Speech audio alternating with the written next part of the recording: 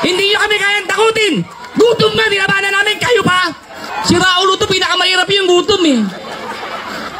Ilalatag ko katawan ko rito. Para hindi kayo mag-iba. Ginagamit nyo pa ako para lukoy ko yung taong bayan, mga si Raulo kayo. Eh, pati kayo magsalita sa taong bayan, eh, totoo naman. Harap-harapan, lahat ng kaunsyal.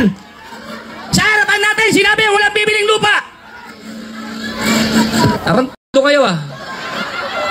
Tapos, bandang uli. Sasabihin nyo, bibili nyo ngayon to. Oy, election na. 2022 pa namin ninatag sa'yo yan, pagupo mo. Tapos, ngayon, election, babayaran mo. Si Raulo, sisiraan nyo pa kami? Eh, kayo itong nakaupo? 1.2 billion, hiniwan ni Yorme. Para bilhin ang lupa dito. Hindi nyo binili. Makalipas sa 3 taon, mag-election, bibili nyo. Pinapaasa nyo yung tao. Tarantado kayo.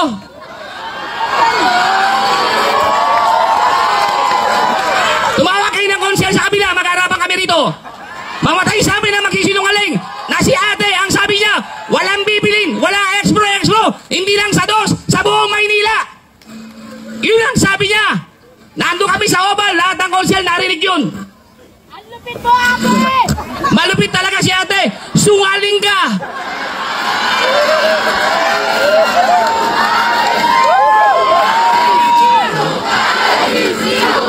Tandaan ninyo, wala pong makapagpo-programa ng ganun kung hindi si Yorme, dahil siya yung may puso para tulungan tayo.